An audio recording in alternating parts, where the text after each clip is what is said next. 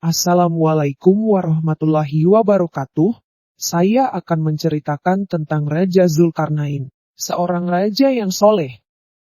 Zulkarnain merupakan anak laki-laki dari bangsa Romawi.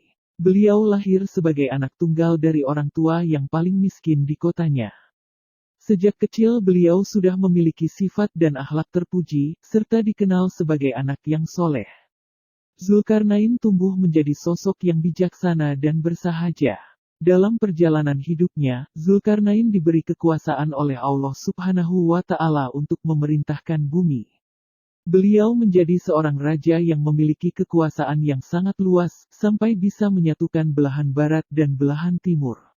Kisah beliau disebutkan dalam surat Al-Kahfi ayat 83-84 yang artinya, dan mereka telah bertanya kepadamu Muhammad tentang Zulkarnain.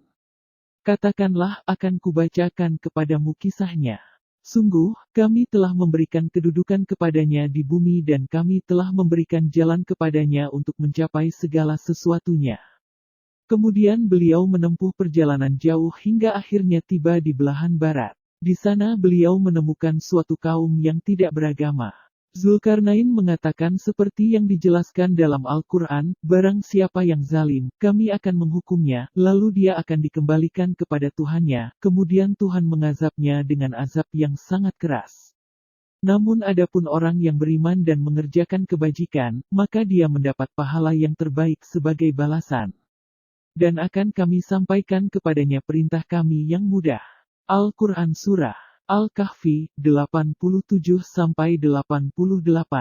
Al-Quran telah menguraikan cukup detail perihal sifat-sifat utama Zulkarnain, yakni pribadi bertauhid dan bertakwa, serta menjunjung tinggi nilai-nilai belas kasih dan keadilan. Hal ini tergambar ketika Zulkarnain melakukan sebuah ekspedisi. Seperti diterangkan Al-Quran, ia mempunyai 3 ekspedisi penting, yakni ke bumi belahan barat, timur, hingga akhirnya ke daerah-daerah yang terdapat barisan pegunungan. Ia senantiasa berhadapan dengan berbagai kaum pada setiap ekspedisi. Zulkarnain melanjutkan perjalanan ke arah lain hingga akhirnya tiba di belahan timur.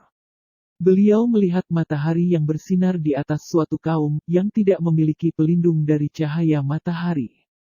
Kemudian, beliau melakukan perjalanan ke arah lain lagi sampai akhirnya dia sampai di 2 buah gunung yang di belakangnya terdapat suatu kaum yang tidak memahami pembicaraan.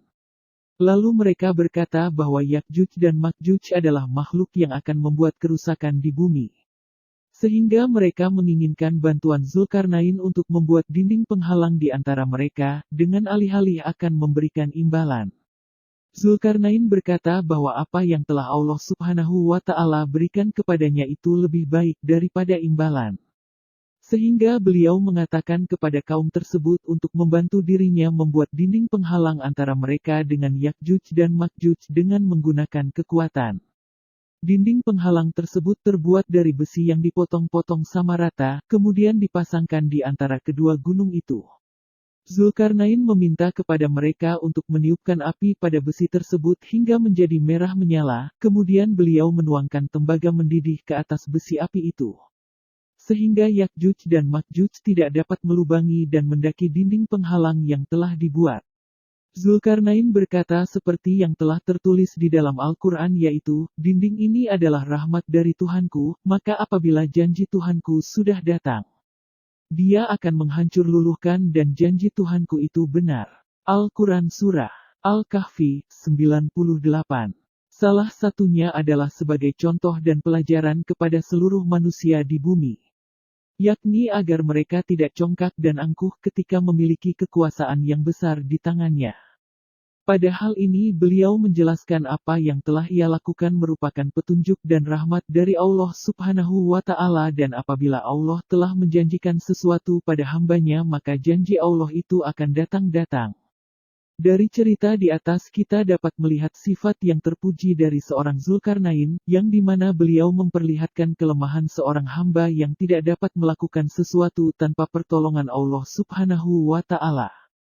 Dan juga menjelaskan bahwa dinding penghalang tersebut hanya bersifat sementara, kelak dinding itu akan hancur jika Allah Subhanahu wa Ta'ala telah berkehendak. Hal inilah yang menjadi pembelajaran untuk kita semua, bahwa apa yang terjadi pada dunia ini tidak terlepas dari campur tangan Allah Subhanahu wa Ta'ala. Wallahu a'lam bishawab. Wassalamualaikum warahmatullahi wabarakatuh.